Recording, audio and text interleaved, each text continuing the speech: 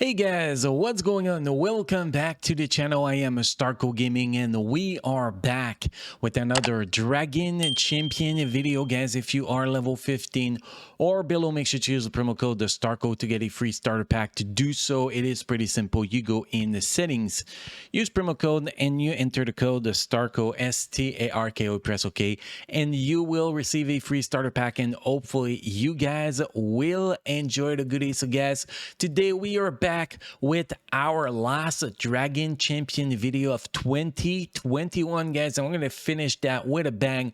We're going to be talking about Kiana, the brand new health that is released through the Goblin Raid system, reward system.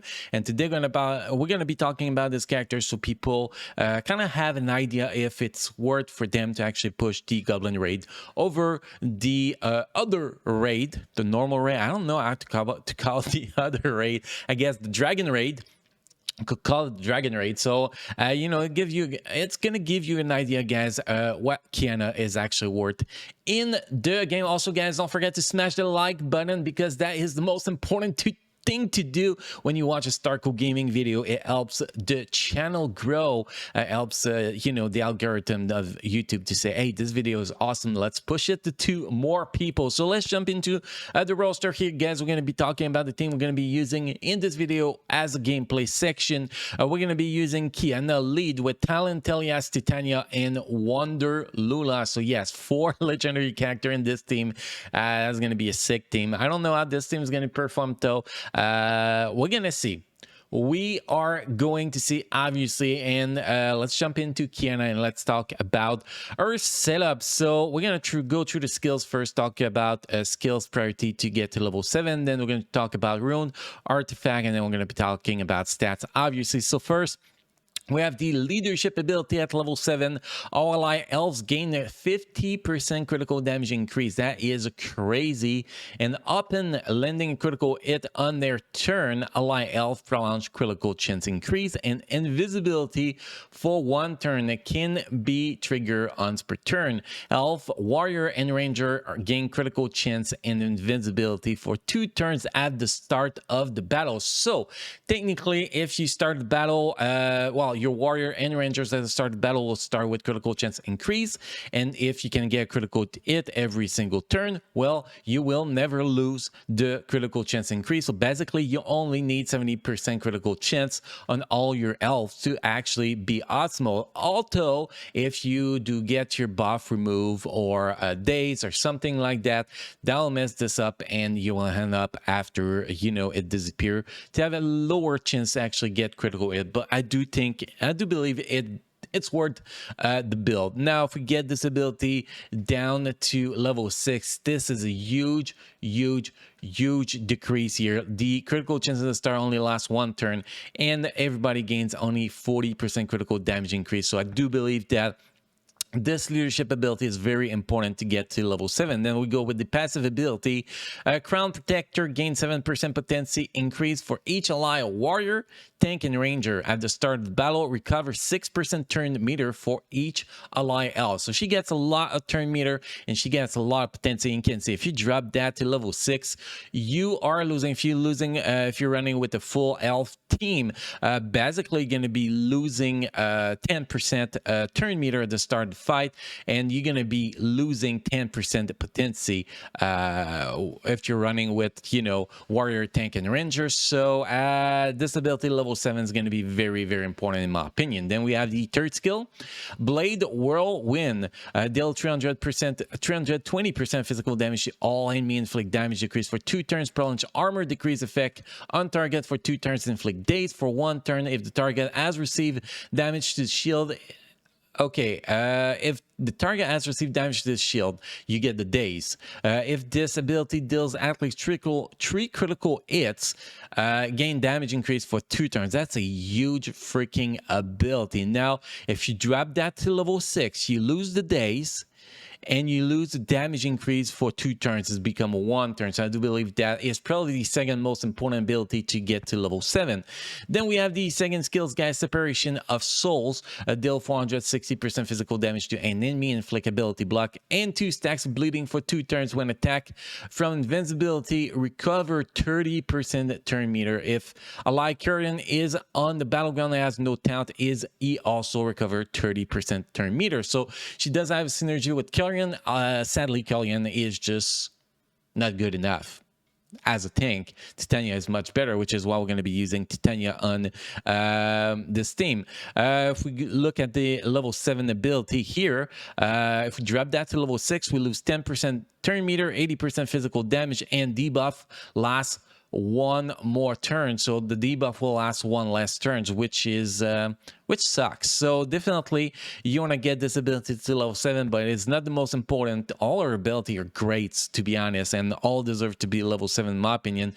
Even the phase strike basic ability, deal 300% physical damage to an enemy. That part's not very important, but remove 3 debuff, and if Kiana has no debuff, this attack deal 50% more critical damage. If you drop that to level 6, you only remove 2 debuffs. So being able to remove more debuff is really, really, really important. And I believe that the debuffs gets removed before you land the attack, because in my initial testing I did, I attacked a target when I had blind on myself, well, on Kiana, and she killed the target anyway. So I'm guessing that once you press this ability, the debuffs are removed, and then you are doing the damage, which is pretty damn great. And this ability is going to be very important. Now we have to put a priority on level 7 ability, guys. In my opinion, we're gonna go Guardian, the leadership, #1 priority. Blade Whirlwind, #2 priority.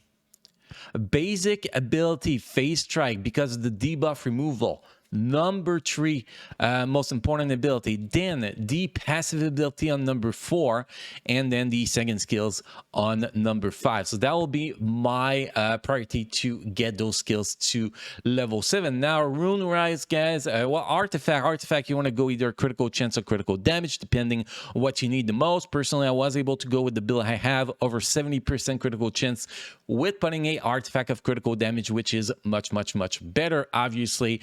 And then runes, you want to go with 2 critical chance and 4 critical damage. Not the best runes we have out there on Earth, but they're gonna get the job done for this video. We could technically just change this one for a better one, but all the other one I have for critical damage is I have nothing left for critical damage, so we technically cannot change this rune, and gives me extra critical damage, so it's fine.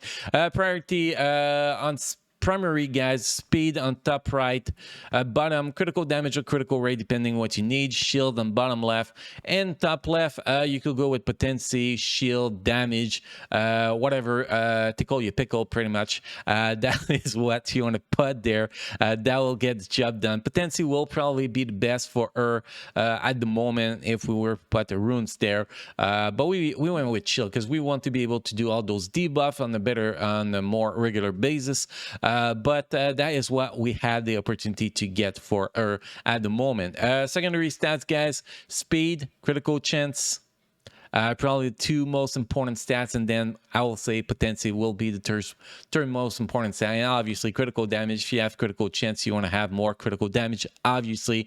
It's very important. And if we look at the stats here, we have 81% critical chance. I only need 70% because we get a critical chance increase at the start of the fight, which gives you 30% critical chance.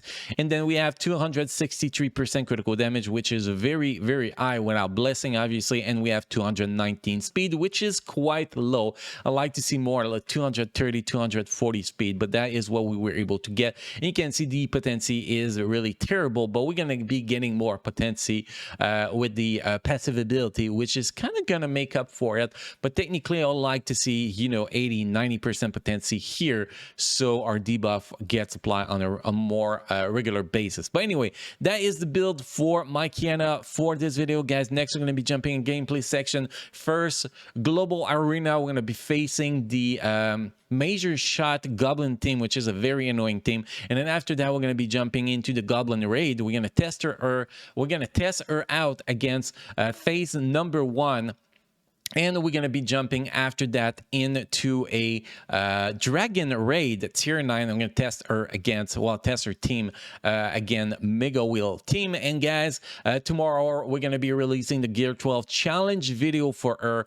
And then in a couple days, we're going to be releasing the full gameplay for phase 1 to phase 3 in Goblin Raid tier 5. Just want to mention that before we jump into this this gameplay here. So let's jump in here. Let's face the Red Beard team. This is the hardest team I have available on the test server. Actually does a very solid job. It's actually clear the pretty much mostly all metas from that we know for arenas, so it's a very solid team. So this is the team we're gonna be running with, guys, and let's see, especially that it's Day of the Goblin. That is definitely not optimal for us to be facing them Goblin, but we're gonna go with it and we're gonna see what happened. When it's not Day of the Goblin, it's much easier, to be honest, but it's Day of the Goblin, so that's gonna be very interesting. We're gonna hit the auto buttons because we want to see performance with the auto button. That is what's very important here. You can see we have 3 characters with critical chance increase at the start. As long as they get critical hit, they extend that critical chance by 1 turn, which is quite useful. And you can see here, she had blind, but she got through the blind and she just killed the target, which was pretty awesome. Now, technically, if we could actually get rid of the goddamn major shot faster than we can, that will be great.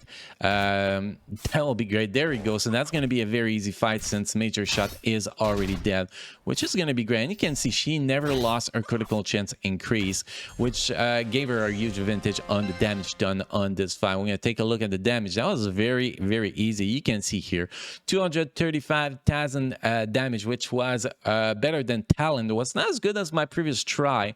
My previous try took a little bit longer because we got a little bit more blind. Major shot took longer to die, and actually got her up to like 450k damage on the fight, but that was actually a pretty damn decent fight. And you can see here, guys, I'm going to showcase the blessing real fast, so you guys know that I am not running with blessing. If we had blessing, that will be much stronger. All the blessing we have are those. Eventually we should actually upgrade our blessings on the test server, but I don't really feel the need, guys. I think testing without blessing actually give us a better idea of what they can actually do. And obviously that also means that you know, the raid damage is going to be lower than if we run with blessing, obviously. So first we're going to jump onto Mega Wheel on the Dragon Raid. It's been a while since I've seen a Dragon Raid. That's going to be interesting. So we're going to jump against Mega Wheel. We're going to bring the team that we just talked about, that we just run with, which is this team here, as we already save in our team management. Sorry, guys, got something in my eye, apparently. Trying to be discreet as much as possible with it, but that ain't working, man. I think it's gone now. That's good. Okay, so here we're going to go. All we're going to do, guys, is we're going to hit the auto button. We're going to semi-target Mega Wheel, and we are going to call it a day and see how much damage we can actually get here. So here we go. We almost one-shot freaking Kiana here. That is crazy. Now, technically, we should be keeping the critical chance increase on Lula, Kiana, and Talia the whole fight, but that might not work that way. We could get days, and that could mess up everything. Definitely, I think the days is going to be coming soon, but if we use the first skill on Kiana with the days, we're going to be removing the days right away, so that should not be a problem too much. Also, well, we didn't even get affected by that days. Also, she when she's gonna use the first skills, the basic ability, she's gonna be removing the pain stacks from herself, which is gonna be very useful. Also, the slow, 2 stacks of pain and the slow, that was actually pretty great. But this team is doing very good without blessings here. That is a pretty solid team here on this Mega Wheel raid. And also, Titania is very useful. She lasts very long. And it's going to be interesting to see who does the most damage here, because technically, Telias is supposed to be the best single target DPS for this. But man, we are up to 40% damage. That is crazy. That is freaking crazy, but she has great survivability too. Okay, so Talon is going to be the last surviving character. 43% of the damage. That was crazy. 3.14 million damage, guys, and you can see the damage. 1.06 million for Kiana. 890k for Telias, 819k for Talon. And we can see Wonder Lula, which is a great character that does great amount of damage, is stuck on the weakest DPS on the team. That says it all with this team, guys. That is a crazy team. That is a lot of freaking damage. I wanted to showcase the Dragon Raid first, guys, because from my previous experience into the Goblin Raid, we are not doing that much damage with the Elf team on the Goblin Raid. That was really disappointing when I tested out yesterday, but that was a little bit different team. We optimized this team thanks to a guildmate that actually gave me better recommendation than what I had in my head at the start, but it's going to be interesting to see what we can actually do here. So we're going to hit that. We're going to hit the same thing. See, the team we were using yesterday was the following team. I wanted to test Kiana with him, and I wanted to bring a healer, although we don't need a healer with this team, and Sharp for the critical chance increase, but I did not really realize that we did not need the critical chance increase. So now for today's video, we're gonna, no, don't replace. Select Dumbass Starco, and we're gonna go with this team, and we're gonna see what kind of damage we're gonna be doing here. Yesterday, with the other setup, with the other elf team, we did about 300 something K, but I want to see if we can actually reach 7, 6, 8 million, you know. I don't know how much we're going to be reaching here. Obviously, the fact that there is a defender here definitely changed the down. That's for sure. But we did apply, you know, Mark of the Death on him on the boss, so that really helps in getting some extra damage right out the bat. Really love that part, to be honest. But once the Mark of the Death is gone, we are going to have to deal with a lot more of the side the minions until we can actually lose the freaking talent here or kill that target. There we go. Bring back the tank, but if we can apply Mark of the Death, nope. Telias, oh no, Telias is still alive. That was the tank. So we need that Mark of the Death, which we did not apply. So that's gonna stink. That is definitely gonna stink. We apply it on the tank, and now everything is going you know, to trash, but still almost 10% damage. So that's a little bit better than yesterday. Although the fight we fight a tank is really not optimal for this fight. I think the phase that we fight DPS will be much better. See, 324 at K, definitely not optimal for this fight. Definitely not. Maybe we should take more time on manual. We could do more damage, take more time to actually kill you know, the tank, so we can reapply Mark of the Death on the boss and keep targeting the boss. But that was really disappointing. This is definitely not the best phase for this team. Big lack of survivability against the Goblin Raid for this team, and we're gonna be seeing a lot what they can do on phase 2 and phase 3, which will actually be better for this team. At least the phase 2 should be better for this team, in my personal opinion. Anyway, guys, that was the testing for today. You can see here the damage. The damage was disappointing from Talon. Damage was disappointing for Wonder Lula. Telias and Kiana did decent damage, but I'm disappointed from the performances into the Goblin Raid so far from the Health team. But again, guys, in a couple of days, we're going to be releasing the full gameplay of phase 1, 2, and 3, and we're going to be able to judge which phase is the best for this team. Anyway, guys, thank you for watching. Thank you for being part of my amazing community. You all have a very happy new year. Hopefully, you guys are going to have a wonderful year 2022. And guys, we're going to be back with another Dragon Champion video on the first day of 2022, so do not miss that video tomorrow, guys. So guys, again, thank you for watching. You all keep playing, enjoying playing Dragon Champion, and I'll see you guys again in the next video. Thank you.